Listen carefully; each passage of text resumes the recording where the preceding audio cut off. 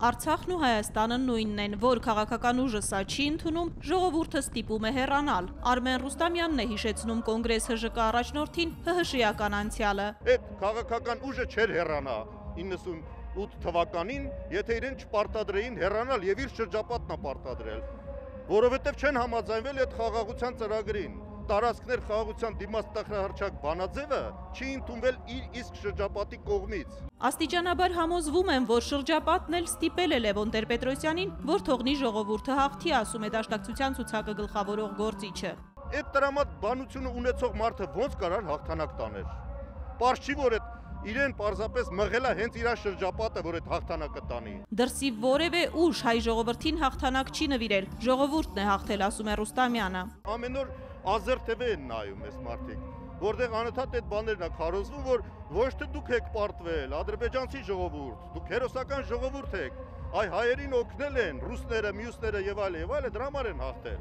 Հիմա իհարկե այդպես չի, մենք հաղթել ենք մեր ուժերով։ Այսինքն որ տեղյակ չի այդ պատերազմից, եթե այդ մարդը ասում է այդպիսի բան, ուրեմն ինքը այդ պատերազմի հետ կապ չունի։ Լևոն Տեր-Պետրոսյանի ձևակերպած Ղարաբաղի վերահսկողության տակ գտնվող ադրբեջանական տարածքները Դաշնակցությունը համարում է ազատագրված տարածքներ։ Ռուստամյանն ասում է, Արցախի ժողովուրդը հանրաքվեներով որոշել է իր ինքնորոշման սահմանները։ Դաշնակցությունը եղել է եւ մնում է նրանց կողքին։ Ալիևի լեզվով խաղաղություն քարոզողները ասում է, թող գնան Ադրբեջանում քարոզեն։ Նրանք են պատերազմ ուզում, հայերը չեն ուզում։ Հիմա ինչ անենք, ինչ ստորագրենք միակողմանի։ Միգուցե միակողմանի տարածքներն էլ հանձնենք, որ ավելի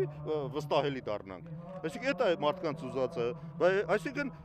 հանձնենք այնքան, որ ստեղից թողենք գնանք։ Ռուստամյանն ասում է, իր համար արդեն պարզ չէ, այդ քաղաքական ուժը ընդդիմադիր է, որը պաշտպանում է 1997 թվականի թեզերը, թե պարզապես իրականացնում է պաշտոնական Երևանի ծրագրի մի մասը, իրեն հռչակելով ընդդիմություն։ Այսինքն ինչն են եկել, մադրիդյան սկզբունքներն են պաշտպանում, որը սենց տենես պաշտպանում է այսօր պաշտոնական Երևանը, Էդվարդ Նալբանդյանը այդ գործի վրա է։ Այսինքն դու եկել ես իշխանության այդ ծրագրի մասն իրականացնելու համար, դե տենց էլ հստակ ասա, որ դու այդ իշխանության մի շարասյունն ես։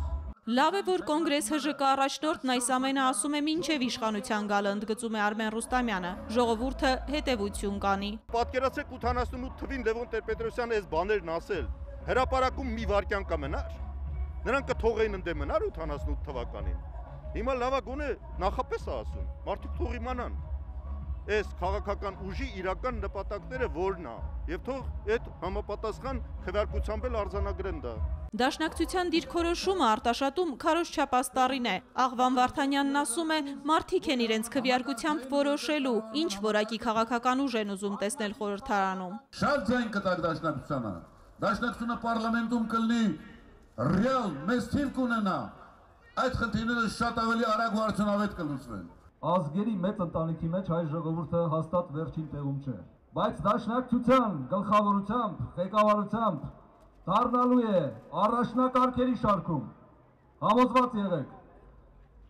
մոտ թողեք Դաշնակցությանը ձեզ։ Հոհիդա թիմը ընդգծում է, Դաշնակցությունը քաղաքական ուժ է, որի համար ժողովրդի ձեռքբերումները պահպանելը գերխնդիր է։ Մեր նպատակը արդարությունն է, մեր ընկերը Դաշնակցություն։ Աննա Բալյան, Արտակ Գևորգյան, օրակարգ, Արտաշատ։